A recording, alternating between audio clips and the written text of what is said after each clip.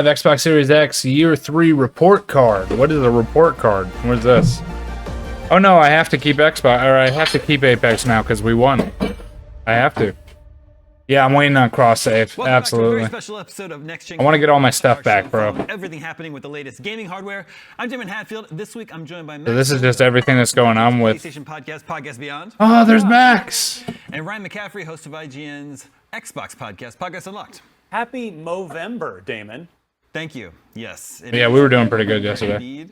However, my Movember will be coming to an end shortly when it's time for our family photos in just a couple weeks.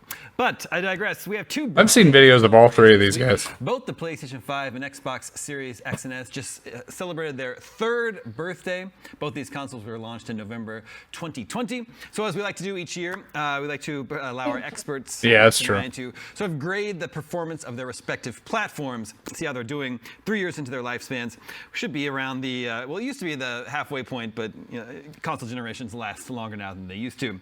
Max, let's start with the PlayStation 5. Before I get your thoughts, let me attempt to sort of summarize where Sony and the PS5 are right now. In terms of console exclusives, games that you need a PS5 to play if you're going to play on a console, games that you can't also play on PS4. It's a nice, actually, little library of games here, including... It was Fight of the Ops with Valken get cooked, and Caustic, whatever. Ratchet & Clank Rift Apart, Gran Turismo 7, Returnal, the Demon's Souls remake, and Astro's Playroom. That's not even counting the PSVR 2 library. And everything but Spider-Man Remastered and Baldur's Gate 3 are actually true PS5 console exclusives. And what a lineup of games. There's not a dud among them. In terms of hardware, they have a lot of cool features on their DualSense controller, although I would argue that those features are generally underutilized by most games. And Absolutely. I don't know about you guys, but I have to charge my DualSense controller almost every single day, whereas my Xbox controller with batteries will just last on and on and on and on. Of course, PS5 has great, VR. Throw a little shade at Sony. VR 2. It is, you know, it's a great VR device, but although it is expensive and I think also underutilized by Sony, undersupported. But there's an expanding hardware lineup for the PS5. We got the PS5 Slim coming this month. The PlayStation Portal is coming soon. We have a new headset and wireless earbuds. The sort of like PlayStation hardware family is growing rapidly. And for services, PlayStation Plus, which was revamped last year, recently went through a price increase. The essential tier is $80 a year. Extra is $80 a year Premium is for PlayStation Plus. Does not you guys are nuts. Exclusives like Xbox Game Pass does. However, it does include a lot of great games like Horizon Forbidden West, Returnal, Spider-Man Miles Morales, Doom Eternal, Guardians of the Galaxy, Inside, and many more. And in sales, the PS5 has sold over 41.7 million units as of August. Oh, well, maybe it is. The 11th best-selling. But we get exclusives. They don't. All that said, Max, how are you feeling about the PlayStation 5 3 years in? You know, I don't know who I'm going to piss off this episode, but I have my bones to pick with the PlayStation 5. Hell yeah, Max, get him. Just great because it sold 40-something million units, and you know, anything I say doesn't matter because again, it's doing great. Yeah. But I think also, yeah, as far as how it's actually delivered, it's because it's a brand name, right? It's Sony. It's PlayStation. So it's going to sell. I feel like it really is pretty. It's like people that buy $500 purses because it's La Prada. We see that in that one of them, but really only in like the one of those party stuff, like really, people, like the Spider-Man fast travel. Mind blowing to see it in action. I wish we saw more of that, you know. But that sort of that issue of having proprietary tech that maybe not all third-party studios want to knuckle down and actually deal with. They would rather just make something that kind of works fine on both platforms. The price increase stuff is not great. You know, everything's getting that's crazy across the board. We talked about this. Sony keeps on jacking up the price. PlayStation generation. Why they're in a lawsuit right now? A price hike 3 years in rather than a price drop. I love my PSP back in the day. It was the red God of War one. I had a PSP too. A lot about this it was awesome. Reminds me of. I didn't have the red one. Of the PS3. God of War. There's a sort of. What was it? God of War Ascension or something? I played that one on PSP. It's not very customer friendly. It's not much fun really. And again, like the sort of, I don't know, the things that I wish they were doing, they're not. But who am I to say? PSVR 2 especially is just baffling because it seems like Sony has pretty much forgotten that thing exists. You bought one. For real. I very publicly stated on and got quite a response that I regret spending that money, and I still regret it. Well, here's Even the though thing. I want it to be awesome. That's why I bought it, but it's just not. Yeah. Damn. You opened up yours and took it out of the box. There's the one you Or found, did Alice. I save the can't data remember that's the on name. Beyond every I'm week? pretty And sure it was a God of War it's one of Ascension. the It was others, but great. I don't Yeah, you fought Atlas. I knew what you meant. trade it in or something. But anyway, we're getting off topic. The PS5 itself. I love that game. That was a good one. Again, it's had some great games. I also played the Assassin's Creed one that they came out with. Overall, I think it was it's Assassin's winning Creed. the popularity contest. But, Pretty sure it was. I think grades-wise, I'm gonna put it as C. I think that there's a C? For the PlayStation? I don't know. It's meh. Continued to be expensive and PlayStation is getting mid. more expensive. You heard it here. PS Plus, and then didn't really do much. They added 100 films. You got to install a weird third-party streaming app, and you can watch such hits as 1995's Screamers. I don't know. It's a weird time. It's also, compared to Game Pass, where Microsoft might not have the greatest first party lineup right now. Yeah. There's a ton of cool Game Pass is where it's at, though. When there's not quality, there is quantity. They just came out with Remnant and Remnant 2 on Game They're Pass. very clear with the messaging about what you get with Game Pass.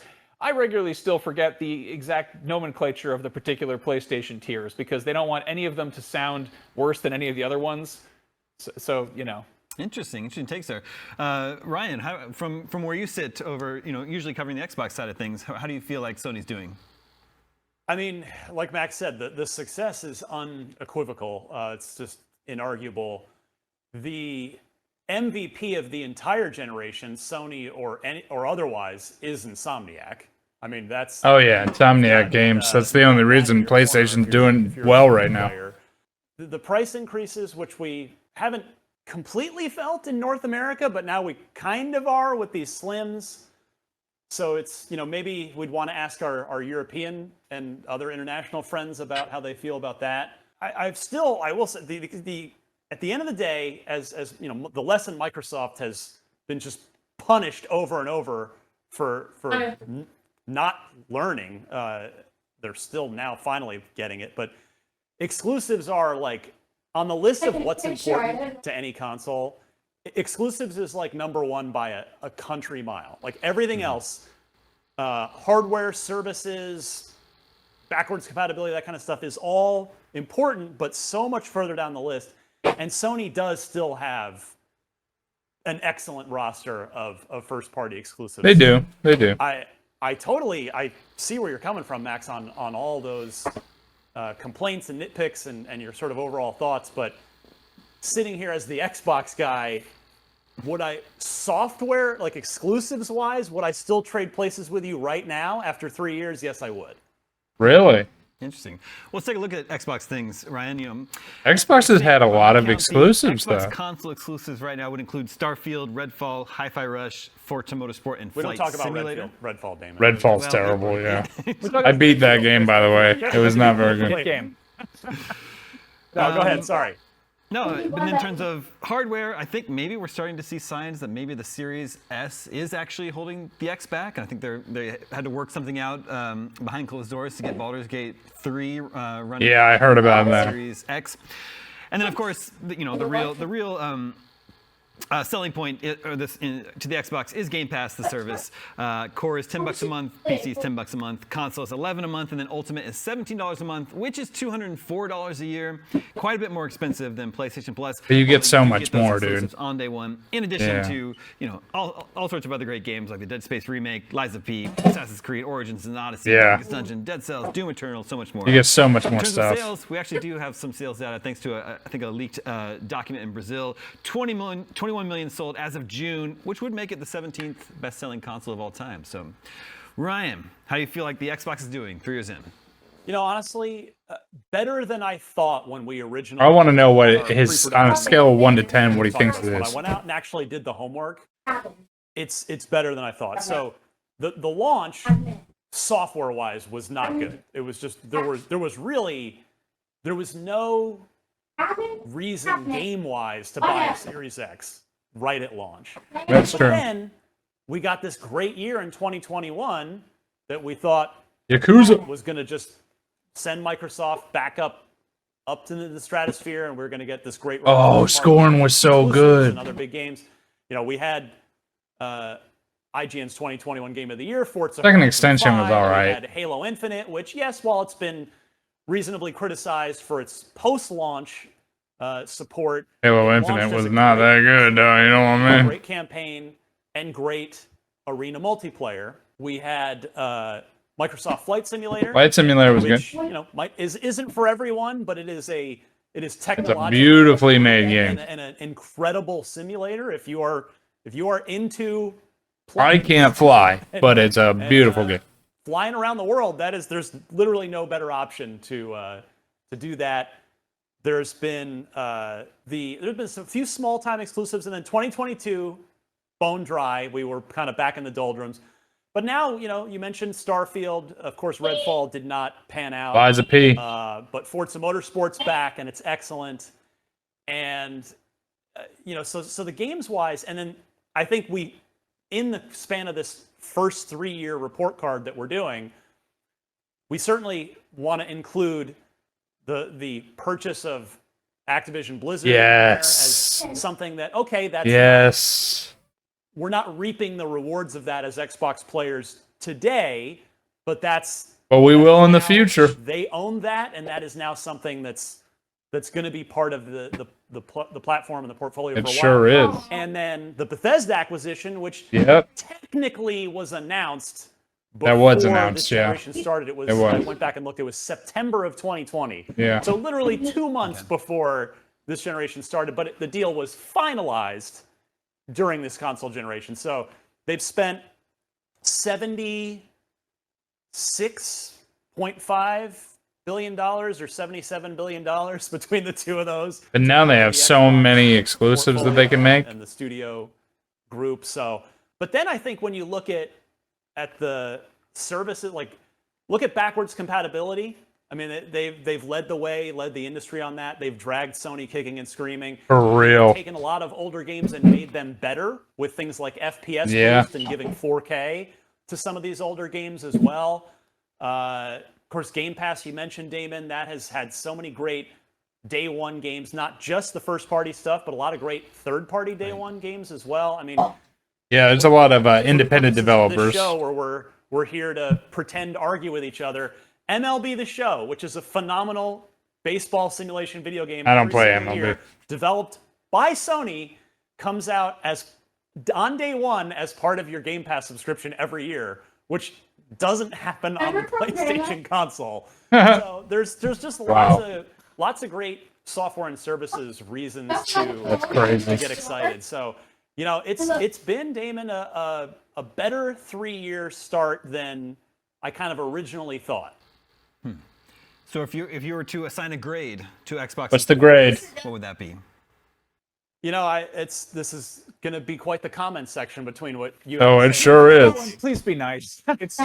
We're just Yeah, it's all good. Yep, No, yep. I would honestly, I would give it a solid B, not B minus, not B plus. B.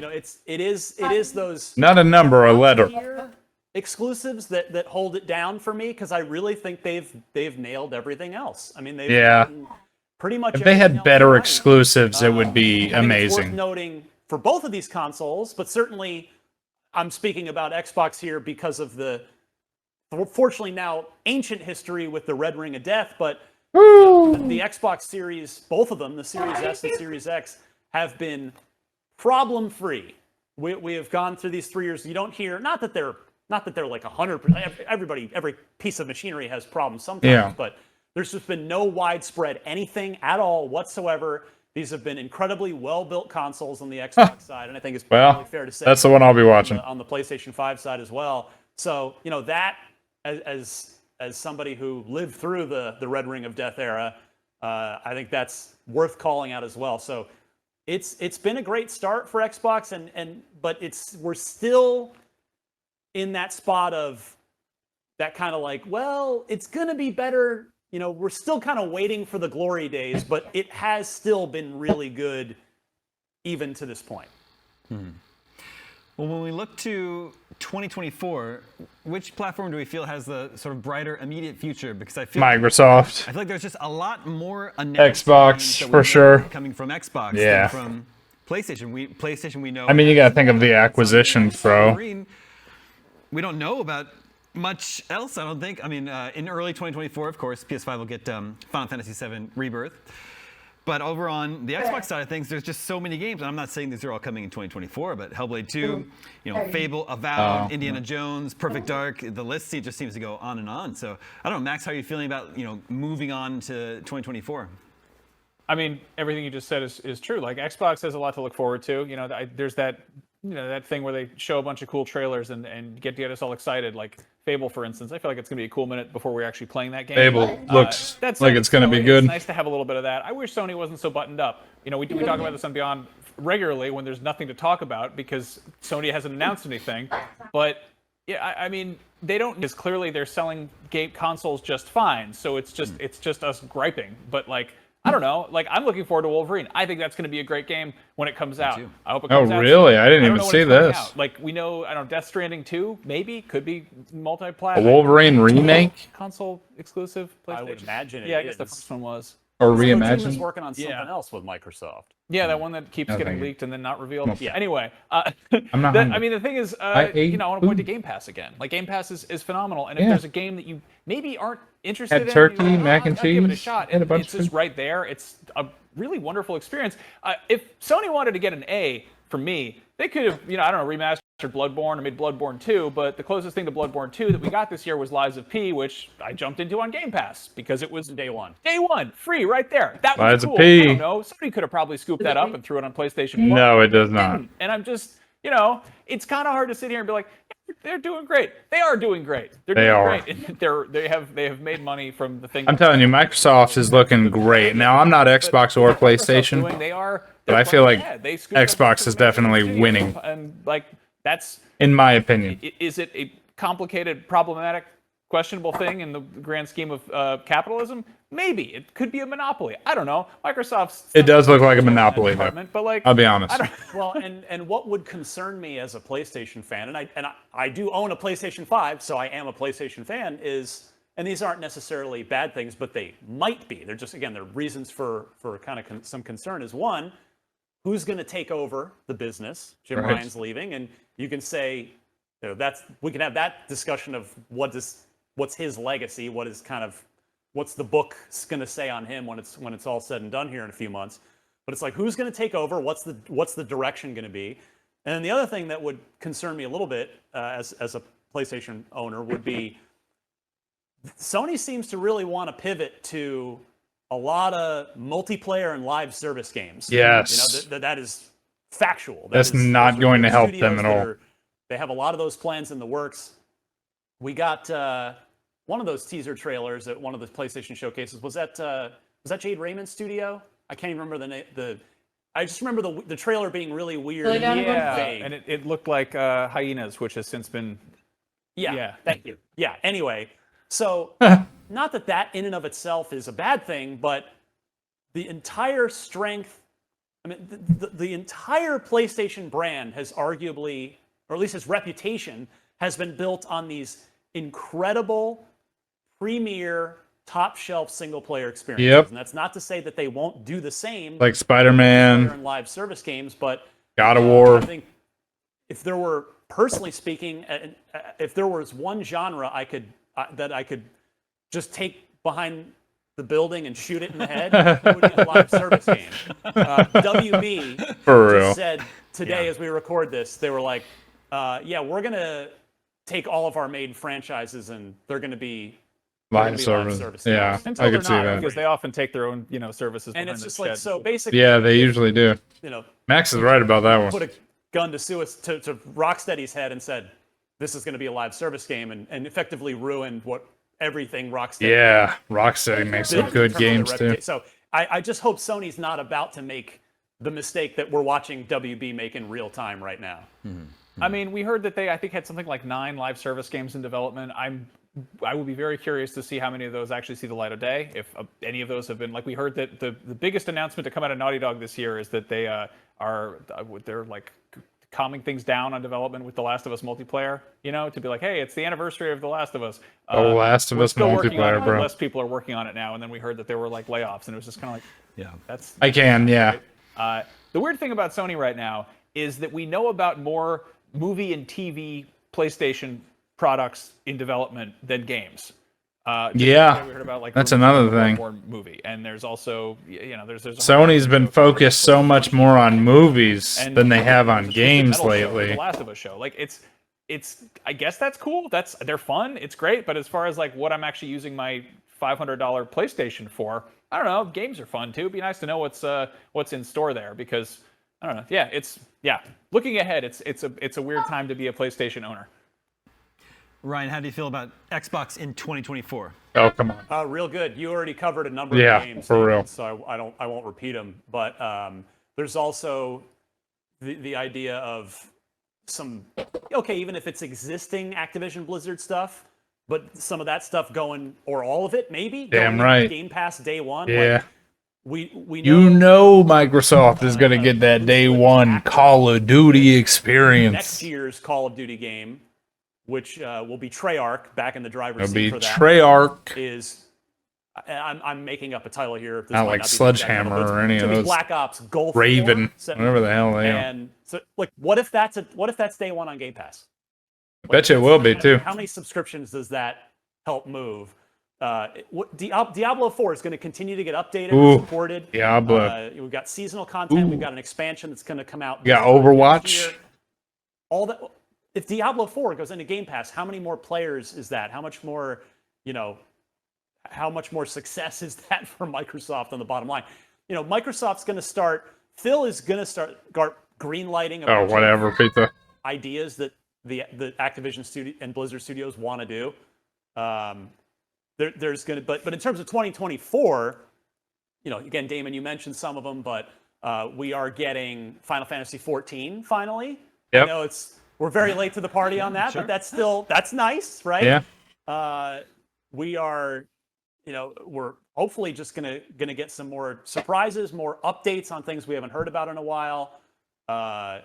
There's a third party, an Avalanche game, Contraband, that got announced, and we haven't heard a damn thing about it since. Contraband, yeah, I saw that Comes back trailer. too. So for the immediate near term, there's a lot to be optimistic about for 2024 on the Xbox side of things. Well, one thing's for certain is that as both of these consoles turn 3, that means this show is about to turn 4, as it was started in January of 2020 in the run-up to both these consoles. And I don't think any of us expected to still be here, almost 4 years in, talking about both these consoles every week after week. But we're so glad all of you have stuck with us and are still watching the show. Something we thought was maybe going to be a limited run series ended up being one of the tentpoles on IGN's programming. So thank you all so much for sticking with us, and we'll continue. We'll move forward. We'll continue following all the new gen hardware announcements in the new year. Just go right into 2028. Yep. Just keep it right into the next round of consoles. Why not?